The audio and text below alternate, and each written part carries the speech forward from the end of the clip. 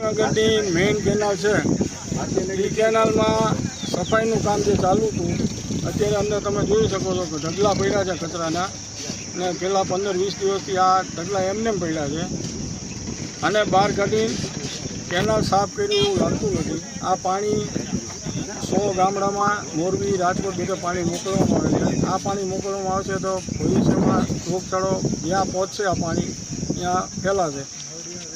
Malaria typhoid એ બધો રોગ ચાલુ થશે તો પ્રજાને કેટલું હાલાકી પડશે એમને કોણ જાણે છે। 4-5 દિવસ પહેલાં આપણે આની રજૂઆત કરી હતી પ્રતિકસિંહને અને અત્યાર સુધીમાં કંઈ કર્યું નહીં એટલે આજથી પ્રતિક ઉપવાસ ઉપર હું બેઠો છું। મને બધા મારા ભાઈઓ સહકાર આપે છે। વિશ્વ હિન્દુ પરિષદના પ્રેસિડેન્ટ રમેશભાઈ ભૂતળા પણ છે, જિલ્લા મંત્રી શ્રી પ્રકાશભાઈ પણ છે અને અમારા સમાજના તથા અમારા બજરંગ દળના મિત્રો બધા મને ખૂબ સહકાર આપે છે।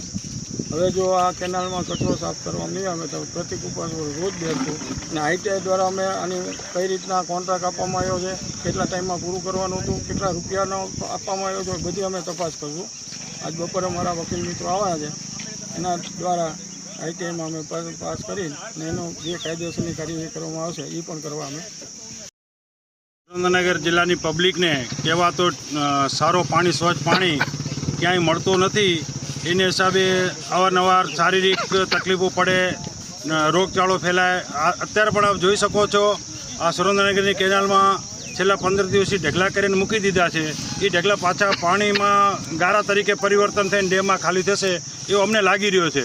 આ કોઈ કદમ અમારે કોઈ પાર્ટી વિશેષ નથી, કોઈ વ્યક્તિ, આ બધું વ્યક્તિગત જન કલ્યાણ માટે અમે આ બધા આગળ આવ્યા છીએ અને પ્રાર્થના કરવી છે કે આ બધું વહેલી તકે આ સફાઈ કામ પૂરો કરે અને અમારા ભાઈ શ્રી પ્રવીણસિંહને ઉપવાસ ઉપરથી અમે પાછા સારી જગ્યાએ અમને બેસાડી એવી અમારે એક તંત્રને વિનંતી છે। અત્યારે કેવું પાણી આપે છે? અત્યારે ગારાનું પાણી આવે છે। ઘરે કોઈ પણ જાતનો પાણી ભરી બોટલ રાખો એટલે એકદમ કંઈ તળિયો દેખાતો નથી એવો પાણી આવે છે।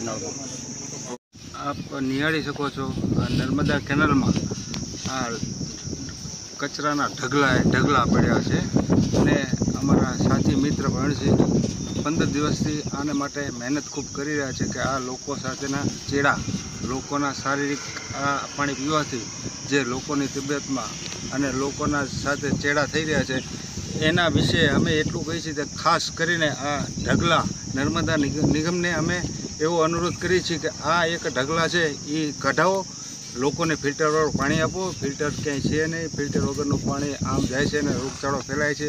મેલેરિયા, શરીરના ચામડીના રોગો આવે છે, તે છે બધું ખૂબ જ સંખ્યામાં થાય છે અને ખાસ તો લોકો સાથે ચેડા ન થાય એવી અમારી લાગણી અને માગણી છે।